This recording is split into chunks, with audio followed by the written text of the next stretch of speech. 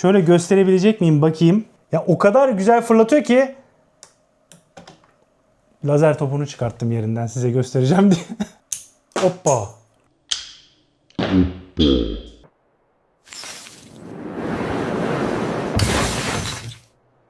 Herkese merhaba arkadaşlar, hoş geldiniz. Lego'nun en ikonik setlerinden biri olan Star Wars evreninden Death Star'ı size tanıtacağım. Lego ilk Death Star'ı 10-143 kodlu setle 2005 yılında çıkarttı. 2008 yılına geldiğimizde ise 10-188 kodlu bu seti çıkarttı. 2016 yılına gelindiğinde ise bu setin güncellenmiş versiyonu olan 75-159 kodlu set çıktı. Daha sonra 2025 yılında Diorama Death Star piyasalara çıktı ve çok büyük bir setti. Ama ben Death Star'ın küre şeklinde olmasını çok seviyorum. Bu daha çok düz sergilemelik bir setti. Aslında şöyle yapılabilirdi. Bir küre şeklinde set ve ikiye ayrılabilir. Bu çok daha vurucu olurdu. Ben böyle düşünüyorum.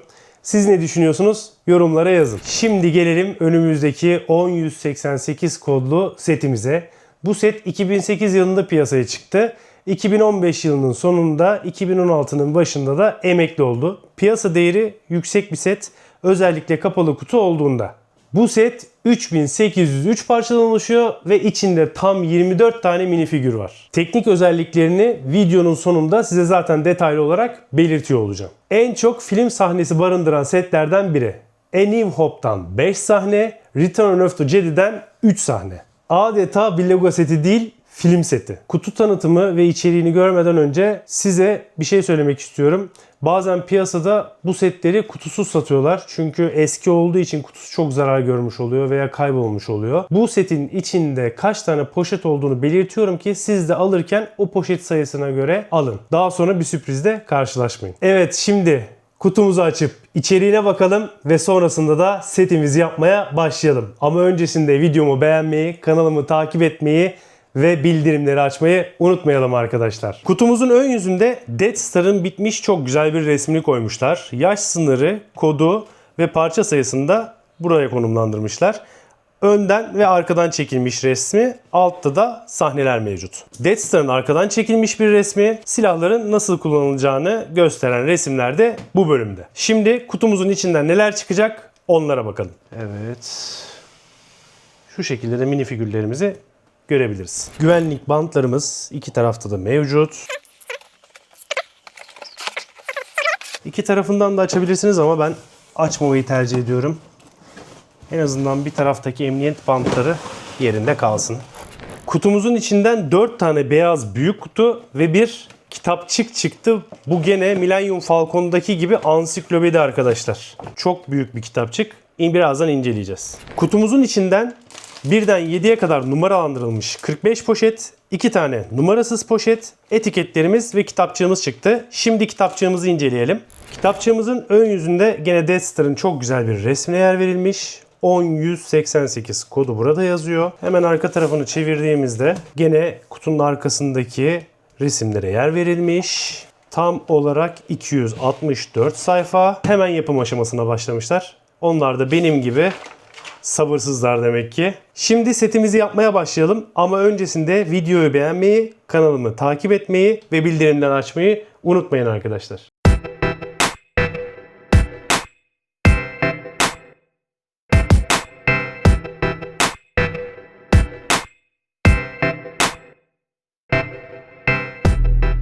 Star Wars evreninde bazı yapılar vardır ki sadece bir gemi ya da silah değildir.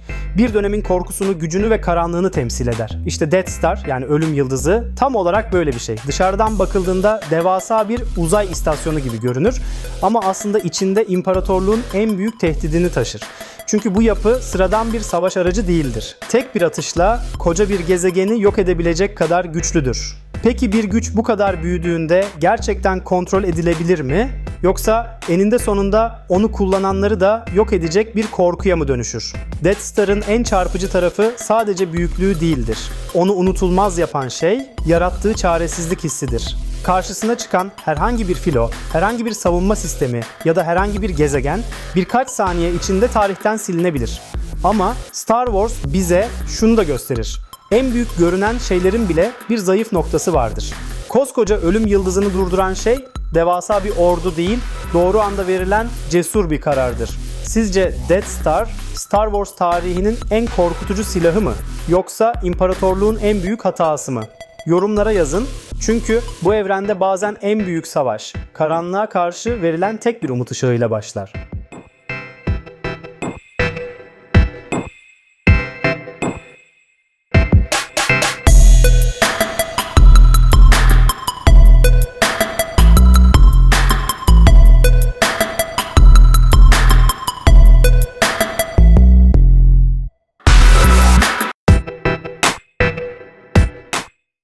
Death Star denildiğinde çoğu kişinin aklına ilk olarak devasa bir silah gelir. Ama bu yapı aslında bundan çok daha fazlasıdır. Galaksinin ortasında dolaşan, kendi başına bir şehir gibi çalışan dev bir üs düşünün.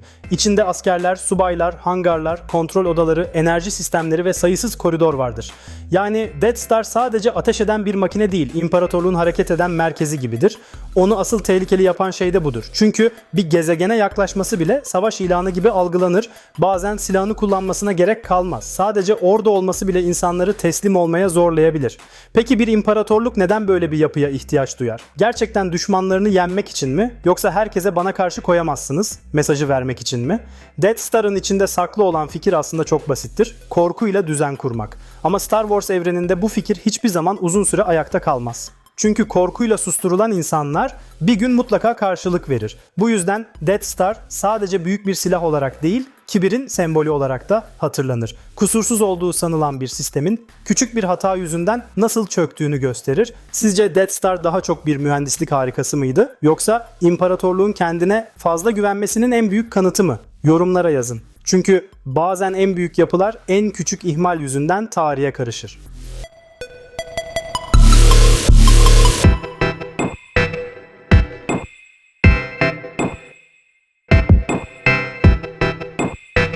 Setimizin bu bölümünde Death Star'ın çöp sıkıştırma alanında yaşayan Dianoga'yı görüyoruz. Filmde Luke ve ekibi kaçarken bu yaratık çöp sularının içinden ortaya çıkıyordu ve özellikle tek gözüyle oldukça akılda kalıcı bir sahne yaratmıştı. Lego bu bölüme kablolar, borular ve hurda parçalar ekleyerek çöplük atmosferini çok güzel bir şekilde yansıtmış. Arka tarafta Chewbacca detayı bulunuyor. Sol tarafta da Luke Skywalker yer alıyor. Bu bölümde Obi-Wan Kenobi'nin Death Star içerisindeki enerji sistemini devre dışı bırakmaya çalıştığı sahne canlandırılmış. Ortadaki şurada gördüğünüz enerji reaktörü detayı mavi şeffaf parçalarla oldukça güzel tasarlanmış. Sağ tarafta ise şurada ışın kılıcıyla Obi-Wan Kenobi'yi görüyoruz. Lego burada Death Star'ın mekanik ve soğuk yapısını gri tonlar ve dar alan tasarımıyla başarılı bir şekilde yansıtmış. Bu bölümde Death Star'ın en ikonik sahnelerinden biri canlandırılmış. Prenses Leia ve Luke Skywalker halat yardımıyla karşı tarafa geçtiği kaçış sahnesi burada detaylı bir şekilde yapılmış. Luke Skywalker, Leia'yı burada görüyoruz. Sol tarafta şurada onları takip eden Stormtrooper'lar yer alırken ortadaki geniş boşluk ve asılı halat sahnesinin hareketini çok güzel bir şekilde yansıtıyor. Bu bölümde Death Star'ın bakım ve üretim alanlarından birini gösteriyor. Ortadaki mekanik kol detayı ise içerisindeki tamir ve üretim sistemlerini yansıtıyor. Şurada gördüğünüz mekanik kol. Sol tarafta ise küçük bir Imperial droid bulunuyor. Zemindeki parçalar ve dar koridor tasarımı da istasyonun sürekli çalışan dev bir savaş üssü hissini çok güzel bir şekilde veriyor. Bu bölümde Death Star'ın savunma sistemlerinden biri olan turbo lazer topu yer alıyor. Döner mekanizması sayesinde şöyle göstereyim.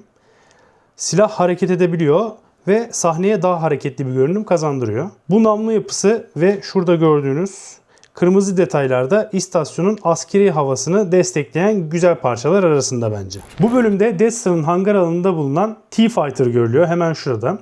Küçük ölçeğine rağmen kanat detayları ve kokpit tasarımını ben çok beğendim. Ön tarafta siyah üniformalı Death Star Trooper ve yanında Grand Moff Tarkin yer alıyor.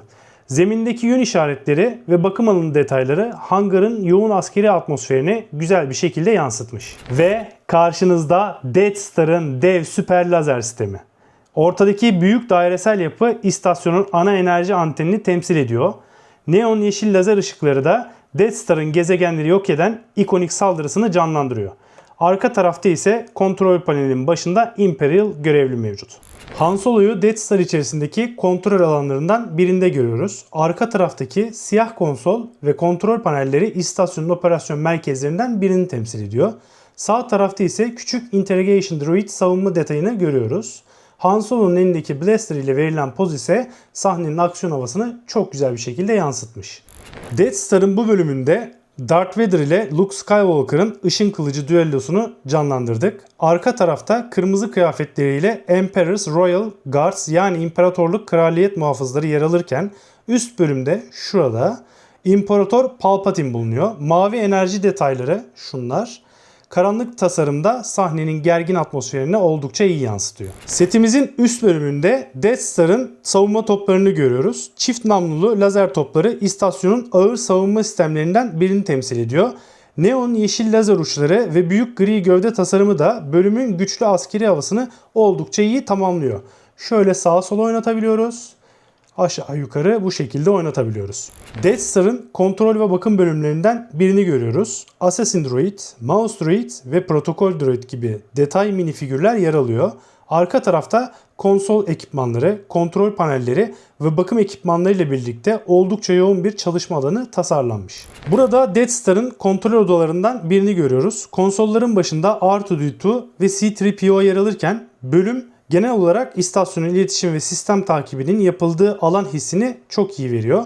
Arkadaki ekran detayları ve kontrol panelleri de bu teknolojik atmosferi çok iyi yansıtmış. Death Star'ın toplantı ve komut alanlarından birini görüyoruz. Ortadaki büyük siyah masa ve etrafındaki koltuk düzeni bu bölümün üst düzey görüşmeler için tasarlandığını gösteriyor. Burada da Han Solo minifigürümüzü görüyoruz. 1088 kodlu Death Star setimiz bitti. Ben yaparken bu kadar zevk alacağımı düşünmüyordum açıkçası. Her katı ayrı bir güzel ve ayrı bir detay içeriyor. Yaparken modüler binalar gibi düşünün, kat kat gidiyor ve çok basit. Yani 3803 parça olmasına rağmen hiç zorlanmadım. Tekrar sayısı yok gibi. Sadece şu ara katlarda çıkarken bazı tekrarlar var. Onlar da hiç yorucu değil. Her bir detay ayrı güzel. Anteni, topları, figürleri. Ben bu sete hayran kaldım diyebilirim. Özellikle şurada bir lazer topumuz var. Hemen göstereyim. Şu lazer topu şöyle gösterebilecek miyim bakayım. Ya o kadar güzel fırlatıyor ki lazer topunu çıkarttım yerinden size göstereceğim diye. Hoppa.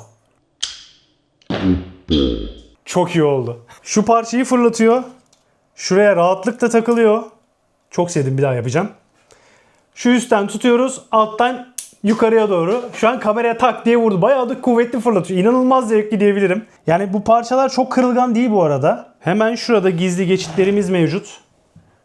Şu şekilde ileri geri hareket ettirilebiliyor ki bu çok güzel bir şey. Her yere ayrı bir detay diyebilirim. Şuradaki toplarımız, lazer toplarımız sağa sola oynuyor, aşağı yukarı hareket ediyor şu şekilde. Her yere ayrı güzel. Ortadaki asansörü çok belirgin değil. Birazcık daha belli olabilirdi. Arada kaldığı için aşağı yukarı detayı çok dipten çekmem gerekiyor. Onu size göstermeye çalıştım. Benim çok hoşuma gitti diyebilirim bu set. Emekli olan bundan önceki iki setini de kesinlikle alıp koleksiyonuma katacağım. Aralarındaki farklar hakkında bilgi vereceğim. Setimiz 8 kilo ağırlığında ama rahat taşınabildiği için herhangi bir sorun yaşamıyorsunuz. Ben yaparken çok zevk aldım ve bu deneyimi sizinle paylaştığım için de çok mutluyum. Videomu izlediğiniz için de çok teşekkür ederim arkadaşlar. Şimdi videomu beğenmeyi, kanalıma abone olmayı ve bildirimleri açmayı unutmayın. Kendinize çok iyi bakın. Hoşça kalın arkadaşlar.